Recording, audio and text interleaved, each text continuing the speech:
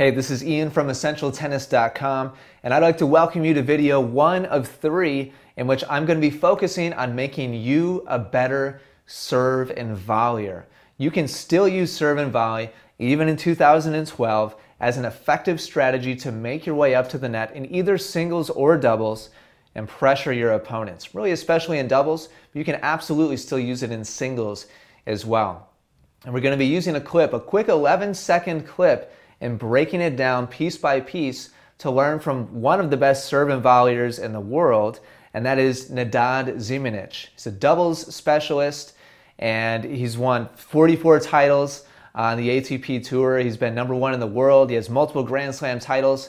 Let me go ahead and show you that clip right now, and we'll see him make a serve and volley. He's actually practicing with Djokovic here. This is in Cincinnati. He's going to serve and volley, move in, and this is the clip we're going to use to learn 3 essential truths for serve and volley. And the one we're going to focus on today is that initial move towards the net. So we'll see him make his setup here for his serve. And he's got a beautiful service motion, by the way. See him go into his trophy pose right here. Make sure to go through my free serve course, by the way, if you want to learn how to be able to hit a serve more like this. Excellent trophy pose, racket drop. Here's contact, and this is where we're going to start focusing on how to get into the net as effectively as possible for serve and volley. This is just a split second past contact, and I want you to notice if I were to draw a line straight down into the court, that line would probably be a good 4 or 5 feet inside the baseline. So that means that Zimonjić is making a nice aggressive lean into the court as he makes contact. That's significant because we're going to be serving and volleying. We want to move forwards.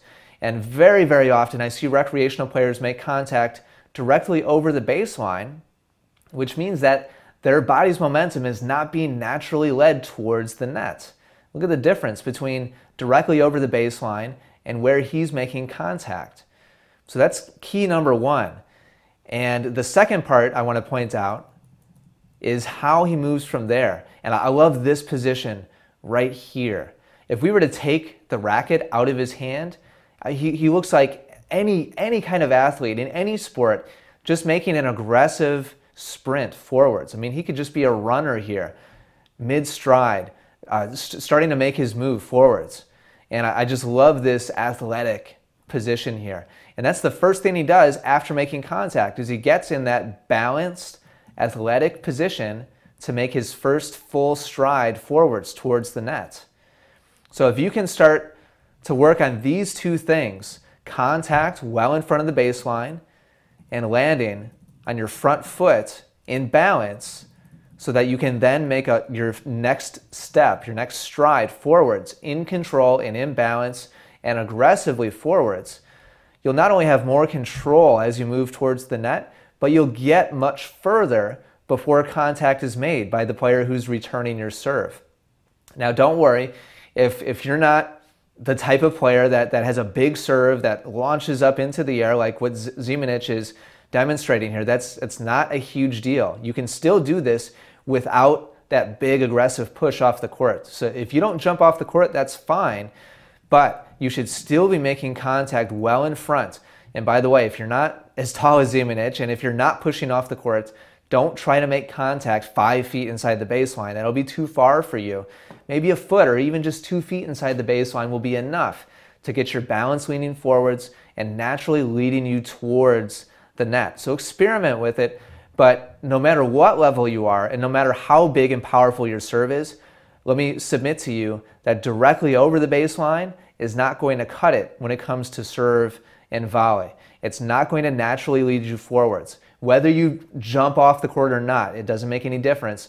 You should be at least a little bit inside the baseline in order to really make this transition as quick and seamless as possible.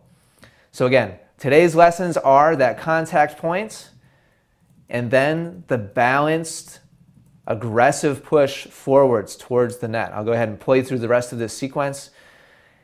And I want you to guess what the next video is going to focus on. That's This is key number one to being able to serve and volley effectively.